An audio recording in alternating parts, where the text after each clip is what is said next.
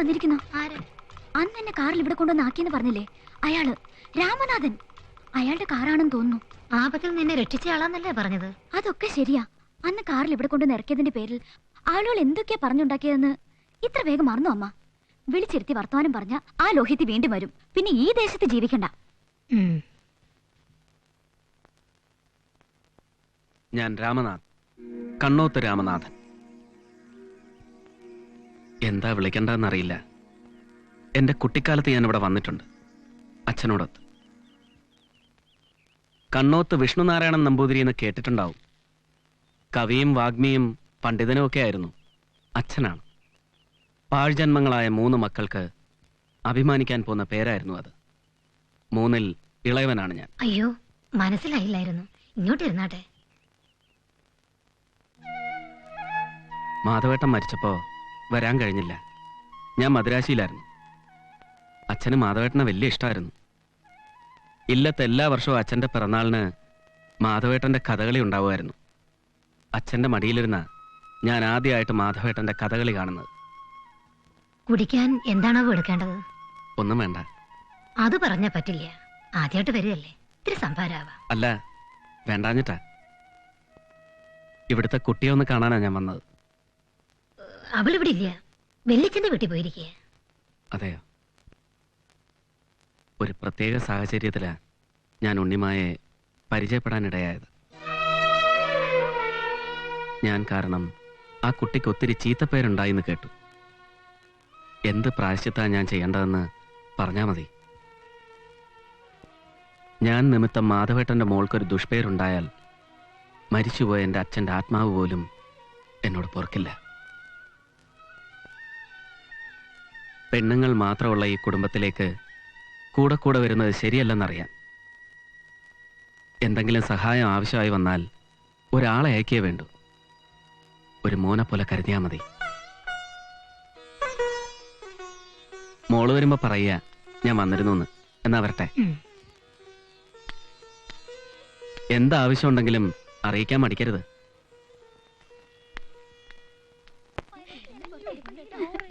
Hello, ഞങ്ങൾ ഒരു ബാലേ troupe തുടങ്ങുന്നുണ്ടേ. ഒന്ന് ബുക്ക് ചെയ്യണമായിരുന്നു. എത്രയാണാവോ റേറ്റ്?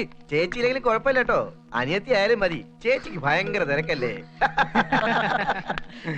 നിന്റെയൊക്കെ വീട്ടിൽ അമ്മയും പെങ്ങന്മാരും ഉണ്ടല്ലോ, അവരെ കൊണ്ടേ കളിപ്പിക്ക് നിന്റെ ബാലയില്.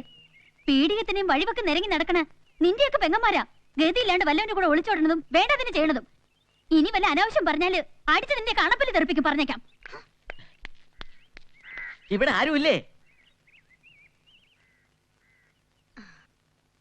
എന്തായി? മുഹൂർത്തം കുറിച്ച് അന്വേഷിച്ചിട്ടുണ്ടോ? മുഹൂർത്തം എന്നെ കൊണ്ടൊന്നും പറയിപ്പിക്കരുത്, വെറുതെ മനുഷ്യനെ ബുദ്ധിമുട്ടിപ്പിക്കാൻ. എന്താ എന്താ ഉണ്ടായി? ഇനി എന്തുണ്ടാവാൻ? കണ്ണോത്ത് രാമനാഥന്റെ ബംഗ്ലാവിലെ അന്തി ഉറങ്ങിയ പെണ്ണിനെ ഇനി അവർക്ക് വേണ്ടാന്ന്. എല്ലാം ചെയ്തു വെച്ചിട്ട് എന്തിനാ ഈശ്വരനെ വിളിക്കുന്നത്? അങ്ങനെ അവിടെ വെറുതെ ഇരുന്നോട്ടെ. അവരെന്നെ തല്ലി കൊന്നില്ലെന്നേ ഉള്ളൂ. എവിടെ പരിപാടിക്ക് പോയാലും അയാളുടെ ഗുണ്ടകൾ വന്ന് ബഹളം ഉണ്ടാക്കിക്കൊണ്ടിരിക്കുക. ആ ബാഹുലയൻ ഇറങ്ങി ഓടിയപ്പോ സ്റ്റേജിൽ തട്ടി വീണ് കാലൊടിഞ്ഞ് ആശുപത്രിയിൽ അഡ്മിറ്റ് ചെയ്തിരിക്കുക. ഇങ്ങനെയായാൽ ഞങ്ങൾക്ക് ഇനി പ്രോഗ്രാമിന് വരാൻ ബുദ്ധിമുട്ടുണ്ട്. ഞങ്ങൾക്ക് ഞങ്ങളുടെ ജീവന വലുത്. ഞങ്ങളൊന്നും അറിഞ്ഞിട്ടില്ല. അതെ, അതറിയാം. എല്ലാറ്റിനും പിന്നിൽ അയാളാ. ആര്? കണ്ണോത്ത് വിഷ്ണുനാരായണൻ നമ്പൂരുടെ ഇളയ സന്തതി ആ രാമനാഥൻ. കുട്ടി എനിക്കൊരു ഉപകാരം ചെയ്യണം. ദൈവത്തെ ഓർത്ത് ഞങ്ങളെ ഉപദ്രവിക്കരുതെന്ന് അയാളോടൊന്ന് പറയണം. പകരം കുട്ടിയെ ഞാൻ ട്രൂപ്പിൽ തിരിച്ചെടുത്തോളാം. ആരുടെയും ഭീഷണിക്ക് വഴങ്ങി മാഷിന്റെ ട്രൂപ്പിൽ തിരിച്ചെടുക്കണ്ട. അല്ലെങ്കിൽ തന്നെ രാമനാഥൻ എന്ന വ്യക്തിയുമായി എനിക്ക് യാതൊരു ബന്ധമോ അടുപ്പമോ ഇല്ല. അത് പറയരുത്. അദ്ദേഹം കൂടെ കൂടെ ഇവിടെ വരാറുണ്ടെന്നാണല്ലോ കേട്ടത്. കേട്ടതൊക്കെ കണ്ണു അടിച്ച് വിശ്വസിക്കുന്നതാ മാഷിന്റെ കുഴപ്പം. ആകെ 2 തവണ അയാൾ ഇവിടെ വന്നിരുന്നു. മാസ്റ്റർ ട്രൂപ്പിലെ നായകൻ ഉദയൻ എന്നെ ബാലയുണ്ടെന്ന് വിശ്വസിപ്പിച്ച് വിളിച്ചുകൊണ്ട് പോയതിന്റെ അടുത്ത ദിവസം എന്നെ ഇവിടെ കൊണ്ടുവന്ന് വിടാൻ. അന്ന് എന്താ നടന്നെന്ന് അറിയാനുള്ള ക്ഷമയും സാവകാശം പോലും മാഷിനുണ്ടായില്ലല്ലോ. കുട്ടി എന്നോട് ക്ഷമിക്കണം. എല്ലാം ഞാൻ മനസ്സിലാക്കിയപ്പോ വൈകിപ്പോയി. മൊല്ലാക്ക വന്ന് ഉദയന് ശരിക്കു പെരുമാറി. മാത്രമല്ല അവൻ ഒടുവിൽ എന്നോട് തെറ്റേറ്റു പറഞ്ഞ് ക്ഷമ ചോദിക്കുകയും ചെയ്തു. കുട്ടിക്ക് ഇനി അവനെ കൊണ്ട് ഒരു ശല്യം ഉണ്ടാവില്ല. കുട്ടി നാളെ തന്നെ ട്രൂപ്പിൽ ചേർന്നോളൂ. വേണ്ട, മാഷിന്റെ ഔദാര്യത്തിന് നന്ദി. ഇനി ഞാൻ ഒരിടത്തേക്കും ഇല്ല. രാമനാഥൻ എന്ന ആളോട് മാഷ ഉപദ്രവിക്കരുതെന്ന് പറയല്ലേ വേണ്ടു. ആവാം. പകരം മാഷിന്റെ ട്രൂപ്പിൽ എടുക്കൊന്നും വേണ്ട. വളരെ ഉപകാരം. എന്നാ ഞാൻ ഇറങ്ങട്ടെ. പെങ്ങളെ, പെങ്ങളെ എന്താ കിട്ടുണി ഇവിടെ? അതെ, മോള് കിട്ടുണി മാമ അറിയോ? എവിടെന്നറിയാൻ, കുഞ്ഞുനാളിലെ കണ്ടതല്ലേ. ഞാൻ നിന്റെ അമ്മയുടെ ബന്ധത്തിൽ ഒരു കൊച്ചു സഹോദരനാ. വീട്ടിൽ ചെന്നപ്പോ പെങ്ങൾ ഇങ്ങോട്ട് പോന്നു അറിഞ്ഞു. എന്നാ പിന്നെ ഇവിടെ വെച്ചാകാലോ എന്ന് കരുതി. ഒരു കാര്യം വെച്ച് താമസിപ്പിക്കുന്നത് എനിക്ക് ഇഷ്ടമല്ല. ശുഭസ്യ ശീഘ്രം എന്നാണല്ലോ. ശുഭകാര്യങ്ങൾ അധികം വെച്ച് താമസിപ്പിക്കാൻ പാടില്ല. ഒരു മംഗളകാര്യം ക്ഷേത്രനടയിൽ വെച്ച് പറയുന്നത് തന്നെ ഐശ്വര്യമാണല്ലോ. കിട്ടുണി പറയണതൊന്നും എനിക്ക് മനസ്സിലാവണില്ല. എന്റെ പൊന്നു പെങ്ങളെ, ഞാൻ ഉണ്ണിമായക്കൊരു കല്യാണാലോചനയുമായി വന്നതാണ്. 1-2 കല്യാണാലോചനകൾ വന്ന് നടന്നില്ല എന്ന് കരുതി വിഷമിക്കാനൊന്നുമില്ല. അതൊക്കെ അങ്ങനെ കിടക്കും. യോഗം ഒത്തുവരുമ്പോ എല്ലാം നടക്കും. ഇപ്പൊ ഒരു കല്യാണം നടത്താനുള്ള ചുറ്റുപാടിലല്ല ഞങ്ങളുടെ സ്ഥിതിയെന്ന് കിട്ടുണിക്ക് അറിഞ്ഞൂടെ? ഇപ്പോഴത്തെ കാലത്ത് വലിയ സ്ത്രീധനമൊക്കെ ചോദിക്കില്ലേ? അതൊന്നും ഓർത്തിന്റെ പെങ്ങള് വിഷമിക്കണ്ട. ചെക്കനൊന്നും ചോദിക്കണ്ടാച്ചാലോ. അപ്പോ പ്രായം ചെന്ന ആളാവും അല്ലേ? പ്രായം തികഞ്ഞിട്ടുണ്ട്, 30 വയസ്സ്. എന്താ കുറവാണോ? എന്റെ പെങ്ങളെ, നമ്മുടെ കുട്ടിക്ക് പറ്റാത്ത കാര്യം കൊണ്ട് ഈ കിട്ടുണി പെങ്ങളുടെ അടുത്ത് വരുവോ? സത്യം പറയാലോ, ഉണ്ണിമായക്ക് പ്രായം കൊണ്ടും രൂപം കൊണ്ടും ചേർന്ന ചെറുക്കൻ.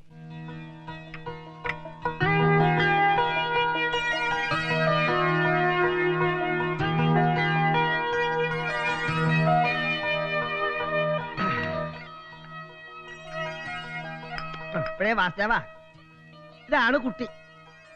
എന്തെങ്കിലും മിണ്ടാനോ പറയാനോ ഉണ്ടെങ്കിൽ അതങ്ങനെ ആവാം. അവസാനം എനിക്ക് മിണ്ടാൻ പറ്റിയില്ല, കാണാൻ പറ്റിയില്ല, ചോദിക്കാൻ പറ്റിയില്ല എന്നൊന്നും എന്നോട് പറഞ്ഞേക്കരുത്. എനിക്ക് പറ്റിയ അബദ്ധം വേറെ ആർക്കും പറ്റണ്ട. എന്താ പറ്റിയത്? കല്യാണം കഴിഞ്ഞപ്പോഴല്ലേ എനിക്ക് മനസ്സിലാവണത് എന്റെ ഭാര്യയുടെ മുൻവരിയിലെ 4 പല്ലില്ലാന്ന്. പേര് ഉണ്ണിമായെന്നല്ലേ? പ്രീ ഡിഗ്രി വരെ പഠിച്ചു അല്ലേ? കേട്ടോ വാസുദേവ, അച്ഛൻ പ്രഗത്ഭനായ ഒരു കലാകാരനായിരുന്നല്ലോ. ആ അച്ഛന്റെ അതേ പാരമ്പര്യം അമ്മോളുടെ. നൃത്തവും പാട്ടും എല്ലാം ബഹുകേമം. കലാതിലകം വരെ ആയ കുട്ടിയാ. ആ ഉണ്ണിമായിക്ക് വാസുദേവനോട് തനിച്ച് എന്തെങ്കിലും മിണ്ടാനോ സംസാരിക്കാനോ ഉണ്ടെങ്കിൽ അങ്ങനെ ആവാം. ഒന്നുമില്ല. ഇവിടെ വെച്ച് ചോദിക്കാൻ അത് കൊള്ളാമല്ലോ. ഇന്നത്തെ കാലത്തെ പെൺകുട്ടികള് ഏത് പേസ്റ്റ് കൊണ്ടാ പല്ല് തേക്കുന്നത്, ഏത് സോപ്പിട്ടാ കുളിക്കുന്നത്, മദ്യപിക്കുമോ കഞ്ചാവ് വലിക്കുമോ? സാധാരണ ഇതൊക്കെയാ ചോദിക്കാറുള്ളത്. ഇങ്ങനെ ഒന്നും ചോദിക്കാനില്ലേ? എന്നെ പറ്റി ഞാൻ പറയാം. എല്ലാം വെട്ടി തുറന്ന് പറയുന്ന സ്വഭാവക്കാരനാ ഞാൻ. എനിക്കൊരു ചേട്ടനും അനിയത്തിയുവാ. ചേട്ടൻ സ്കൂൾ മാസ്റ്റർ. പെങ്ങളുടെയും ചേട്ടന്റെയും കല്യാണം കഴിഞ്ഞു. പിന്നെ അമ്മ. അച്ഛൻ നേരത്തെ മരിച്ചുപോയി. കളക്ടറേറ്റിലാണ് എനിക്ക് ജോലി. ജോലി കിട്ടി കുറച്ച് കഴിഞ്ഞിട്ട് മതി കല്യാണമെന്ന് കരുതിയ ഇത്രയും വൈകിയത്. ഉണ്ണിമായെ കണ്ടപ്പോ ഇനി അധികം താമസിപ്പിക്കണ്ടെന്ന് തോന്നുന്നു. എന്നെ ഇഷ്ടപ്പെട്ടെങ്കിൽ വിവരം കിട്ടുണിയോട് പറഞ്ഞാ മതി. ആ പെങ്ങളൊന്ന് അങ്ങോട്ട് വരിക. വരിക പെങ്ങൾ അവിടെ ഇരിക്കുക. ഒരുപാട് പെൺകിടാങ്ങളെ പോയി കണ്ട ആളാ വാസുദേവൻ. ഒന്നിനെ അയാൾക്ക് പിടിച്ചില്ല. സൗന്ദര്യബോധം ലേശം കൂടുതലുള്ള കൂട്ടത്തിലാണേ. ഏതായാലും നമ്മുടെ ഉണ്ണിമോളെ കക്ഷിക്ക് ശരിക്കും പിടിച്ചിരിക്കുന്നു. സ്വത്തും പണമൊന്നും അല്ല വാസുദേവൻ ആവശ്യം. കാണാൻ ചേരുള്ള തറവുകാട്ടുകാരി പെൺകുട്ടി ആയിരിക്കണമെന്നുള്ളൂ. അതുകൊണ്ട് ഇനി വെച്ച് താമസിപ്പിക്കേണ്ട ആവശ്യമില്ല. അതിപ്പോ കല്യാണം എന്നൊക്കെ പറഞ്ഞ പെട്ടെന്ന് എങ്ങനെ? സ്ത്രീധനവും കല്യാണ ചെലവും ഒക്കെ. പെങ്ങള് വിഷമിക്കണ്ട. സ്ത്രീധനമായിട്ട് തൽക്കാലം ഒന്നും വേണ്ട. ആ പിന്നെ ഭാഗം വെക്കുമ്പോ മോളുടെ ഷെയറും കൊടുത്താൽ മതി. അവരൊന്നും ചോദിച്ചില്ലേലും നമ്മൾ ഇത്തിരി പൊന്നും പൊടിയൊക്കെ ഇട്ട് അയക്കണ്ടേ? അത് ഞാൻ ആലോചിച്ചു പെങ്ങളെ. എന്റെ മോൾക്ക് ഇപ്പൊ 10 വയസ്സല്ലേ ആവണുള്ളൂ. അവളുടെ കല്യാണം നടക്കണമെങ്കിൽ ഇനി 8-10 കൊല്ലെങ്കിലും വേണം.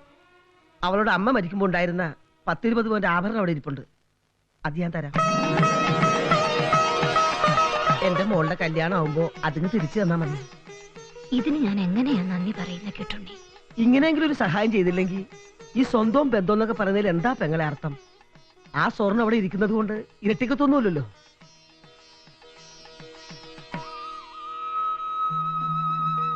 ഉണ്ണിമായ ഇപ്പോ മന്ദം മന്ദം അടിവെച്ച് എന്റെ സവിധത്തിലണയും.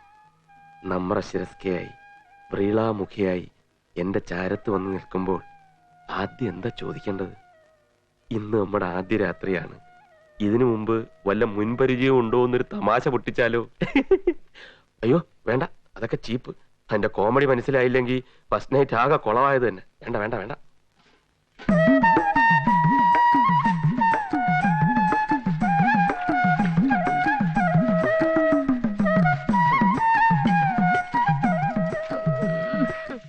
അരയിളകി തേക്കടി പെണ്ണെ ആ തിളങ്ങും വണ്ണം തേക്കടി പെണ്ണെ മോളെ.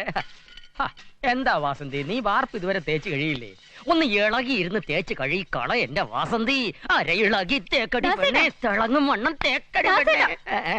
ദാസേട്ടൻ എന്താ ഇവിടെ കാര്യം? ആ എവള് പാര് ജോലിയൊന്നും ചെയ്യുന്നില്ലെന്ന്. നാണമില്ലേ ഈ അടുക്കളക്കാരിയുടെ മുമ്പിൽ ആടി പാടിക്കൊണ്ട് നിൽക്കാൻ? എടീ, ഞാൻ സുപ്രസിദ്ധ കാഥികൻ ദാസ്ജി നായരാണ്. അടുക്കളക്കാരി പെണ്ണുങ്ങളുടെ മുമ്പിൽ മാത്രമല്ല അകത്തമ്മമാരുടെ മുമ്പിൽ വരെ ഞാൻ കഥ പറയും. അതാണ് ഒരു യഥാർത്ഥ കാഥികന്റെ ലക്ഷണം. ഒന്ന് വിളിച്ചോണ്ട് പോകണുണ്ടോ? ഇല്ലെങ്കിൽ ഞരമ്പരോഗം മാറ്റാൻ ഞങ്ങളുടെ മരുന്നുണ്ട്. മരുന്നോ നല്ല മരുന്ന്, മരുന്ന് പൊടി മരുന്ന്. മുടിഞ്ഞ കഥാപ്രസംഗം. വാ, വന്ന് വല്ലതും കഴിച്ച് കിടന്നുറങ്ങാൻ നോക്ക്. വന്നേ ഇങ്ങോട്ട്. മനുഷ്യന് ഇതാ ആദ്യ രാത്രിയിലെ ആചാരങ്ങളൊന്നും തെറ്റിക്കണ്ട. ഞങ്ങളുടെ ആദ്യരാത്രിയിൽ ഇവിടെ പാലില്ലായിരുന്നു. അക്കാര്യം ഇവിടെ ആരും ഓർത്തില്ല അത്രേ. പിന്നെ അപ്പോഴത്തേന് ഏതോ ഹോട്ടലിൽ പോയി പാല് വാങ്ങിക്കൊണ്ട് വരുമായിരുന്നു.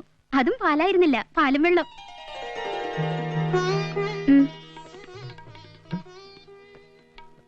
സാധാരണ നാത്തൂമാരാ ഇതൊക്കെ ചെയ്യേണ്ടത്. ഇവിടെ ഒരെണ്ണം ഉണ്ട്. അതിന്റെ കാര്യം പറയാതിരിക്കാൻ നല്ലത്. അമ്മയേക്കാൾ കൂടുതൽ മോള്.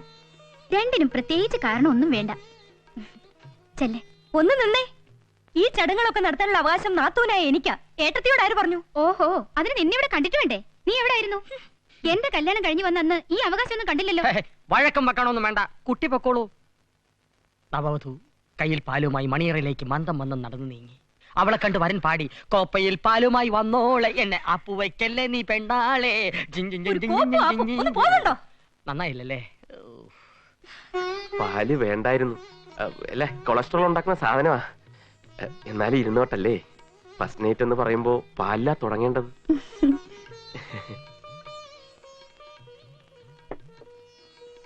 ഇവിടെ ഇരിക്കാം. ഇരിക്കുന്നേ.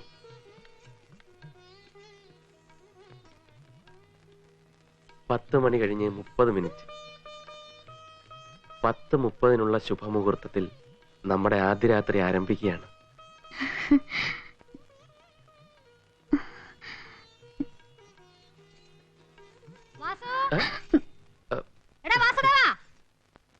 അമ്മ വിളിക്കുന്നു, ഞാനിപ്പോ വരാം. വിളിക്കാൻ കണ്ടൊരു സമയം. എന്താ അമ്മേ? 9 മണി ആവണതിന് മുമ്പ് കേറി കഥ കടച്ചോ. വന്ന് ദേഹണക്കാർക്ക് കാശ് കൊടുക്ക്. ഉണ്ണിമാ അല്ല ഇങ്ങോട്ട്.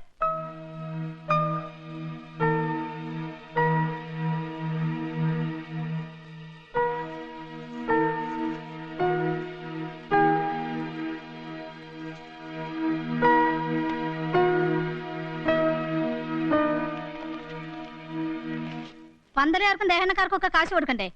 അതിനെന്തിനാ അവരെ വിളിക്കുന്നത്? ഞാൻ കൊടുത്തവര് വാങ്ങില്ലേ? അവർക്കൊക്കെ എന്തൊക്കെയാ കൊടുക്കേണ്ടെന്നുള്ളത് വാസുവിനല്ലേ അറിയൂ. അതെത്രയാന്ന് വെച്ചാൽ ഞാൻ അവർക്ക് കൊടുത്തോളാം. നീ മുറിയിലേക്കല്ലേ? ചേട്ടനെങ്കിലും ഒരു കോമൺ സെൻസ് ഉണ്ടല്ലോ. ചെല്ലു ചെല്ലു. അമ്മ തുടങ്ങിയല്ലേ ആദ്യ ദിവസം തന്നെ? അതോടോ ഞാൻ കൊട പിടിച്ചു കൊടുക്കാം.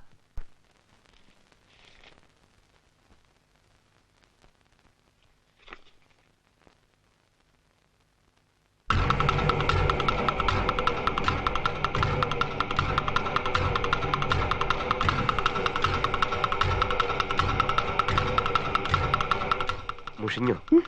സോറി. ആ, ഇത് രാമേട്ടന്റെ കത്തല്ലേ? സ്നേഹം നിറഞ്ഞ വാസുവിനും നവവധുവിനും നിങ്ങളുടെ ദാമ്പത്യം ഒരാനന്ദ നൃത്തം പോലെ ഉല്ലാസഭരിതമാവട്ടെ. താളപ്പുഴയോ അപശ്രുതിയോ ഇല്ലാത്ത സുന്ദര ശോഭനമായ ഒരു പുത്തൻ ജീവിതത്തിന് എന്റെ ഹൃദയം നിറഞ്ഞ ആശംസകൾ. സ്നേഹപൂർവ്വം, സ്വന്തം കണ്ണോത്ത് രാമനാഥൻ. പുള്ളിക്കാരൻ എന്റെ ഒരു അകന്ന ബന്ധുവാണ്. മുത്തശ്ശിയെ വേളി കഴിച്ചത് ഒരു നമ്പൂതിരിയായിരുന്നു, ഈ രാമനാഥന്റെ മുത്തച്ഛൻ. ആ വഴിക്കൊരു ഏട്ടനായിട്ട് വരും കക്ഷി. ആള് വലിയ കലാകാരനും കാശുകാരനും ഒക്കെയാ. പക്ഷേ സ്ത്രീ വിഷയത്തിൽ ആളല്പ വീക്ക. മനസ്സിലായില്ലേ? എന്തായാലും എന്നോട് വലിയ കാര്യമാണ്. എന്റെ കല്യാണം നടക്കുന്നില്ലെന്ന് അറിഞ്ഞപ്പോ കക്ഷി എന്നോട് തിരക്കി. നിനക്ക് ചൊവ്വും ജയിലുള്ള പെണ്ണു വേണോ അതോ? അല്ല, നമ്മളെന്തിനാ വല്ലവരുടെയും കഥ പറഞ്ഞ് സമയം കളയുന്നത്? ആട്ടെ, എന്റെ കുടുംബക്കാരെയൊക്കെ പരിചയപ്പെട്ടോ? ഓ, എന്തൊരു തണുപ്പായി കൈക്ക്. ഈ സുന്ദരിമാരുടെ കൈയെല്ലാം ഇങ്ങനെയാണാവോ? എന്താ വേറെ വല്ല സുന്ദരിമാരുടെയും കൈ പിടിച്ചിട്ടുണ്ടോ? അയ്യോ, എന്റെ ആദ്യത്തെ പെണ്ണും ആദ്യത്തെ കൈയും ഇതാണേ.